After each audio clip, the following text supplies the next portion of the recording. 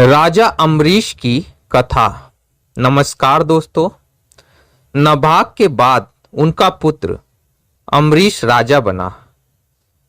उसे विरासत में पिता की संपत्ति तो मिली थी, परंतु सबसे बड़ा धन जो उसे मिला था वह था धर्म एवं नीति का धन। आज के पिता को यह ध्यान रखना चाहिए कि अपने पुत्रों के लिए धन संपत्ति भले ही ना छोड़ जाए, पर संस्कारों की संपत्ति उन्हें जरूर देकर जाए, क्योंकि जीवन संस्कारों से ही संवरेगा। संस्कारों के बिना वित्त जीवन में विकृतियां लाएगा, जो समाज के लिए हितकर नहीं होगा। अम्बरीश बहुत धर्मात्मा एवं नीतिज्ञ राजा थे। उनके राज्य में प्रजा पूर्णतः सुखी थी। दुखों, अभावों, कलह, कलेशों का कहीं नामो निशान नहीं था। ऐसा लगता था जैसे स्वर्ग ही धरती पर उतर आया हो। कहा जाता है कि अम्बरीश के राज्य में कोई स्वर्ग नहीं जाना चाहता था, क्योंकि यहीं पर स्वर्गीय आनंद प्राप्त हो रहा था। अम्बरीश परम ईश्वर भक्त थे। उनका शासन धर्म एवं नीति पर आधारित था।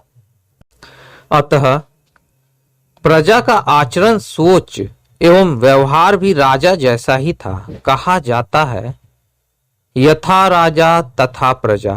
आज के शासक भी यदि पूरी तरह नीति, नैतिकता एवं समर्पित भाव से शासन व्यवस्था चलाएं तो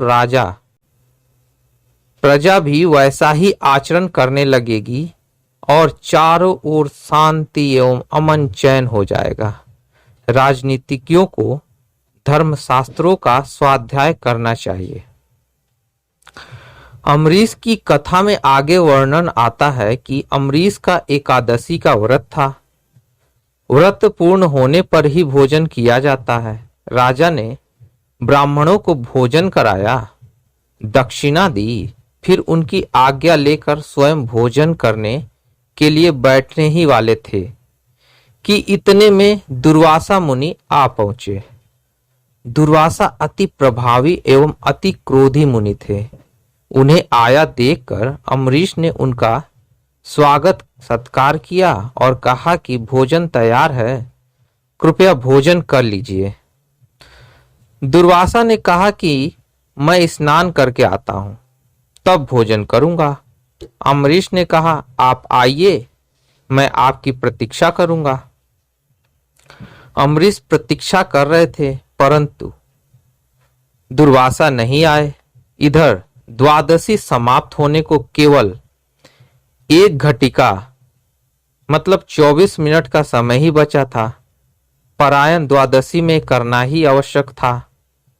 त्रयोदशी लगने वाली थी। बड़ा धर्म संकट आ खड़ा हुआ। अतिथि को भोजन कराए बिना भोजन करना उचित नहीं था। ब्राह्मणों ने परामर्श दिया कि राजन, आप व्रत में जल भी नहीं लेते, अतः जल से परायण कर लीजिए। जल भोजन है भी और नहीं भी। ब्राह्मणों के कहने पर अम्बरीश ने तुलसी दल लेकर जल पी लिया। इतने में ही दुर्वासा वहां आ पहुंचे। उन्हें जब मालूम हुआ कि राजा ने जल से पलायन कर लिया है, तो वे उन पर अति क्रोधित हुए। दुर्वासा ने कहा, मुझे निमंत्रित किया था और मुझे भोजन कराए बिना पलायन कर लिया, यह हमारा अपमान है। अम्बरीश ने कहा कि मैंने भोजन नहीं किया है। द्वादशी की अवधि समाप्त हो रही थी, अतः ब्राह्मणों के परामर्श से केवल जल लेकर पलायन किया है। पर दुर्वासा कुछ भी सुनने को तैयार नहीं थे। क्रोध से उन्होंने एक जटा निकाली और उससे अग्नि के समान धधकती एक कृत्या निर्मित कर अम्बरीश पर छोड़ दी। भस्म करने वाली वह कृत्या जब अम्बरीश को ध्वंग करने आने लगी, तो उन्होंने आंखें बंद कर भगवान से प्रार्थना की। विष्णु भगवान ने अम्बरीश की रक्षा हेतु सुदर्शन चक्र तो पूर्व से ही नियुक्त कर रखा था। जैसे ही उन्होंने भगवान का स्मरण किया, वैसे ही तुरंत सुदर्शन चक्र ने उस कृत्या को जलाकर राख कर दिया और वह दुर्वासा के पीछे पड़ा। यहां भागवतकार ने भक्त की बड़ी सुंदर महिमा बताई है। सुदर्शन चक्र को अपनी ओर आते देख दुर्वासा भागे। वे न कहीं बैठे और न कहीं रुके। जहां भी वह जाए, सुदर्शन उनके पीछे पीछे जा रहा था। भयभीत होकर वे रक्षा हेतु ब्रह्मदेव के पास पहुंच गए। ब्रह्मदेव ने कहा, इससे रक्षा करने की शक्ति मुझ में नहीं है।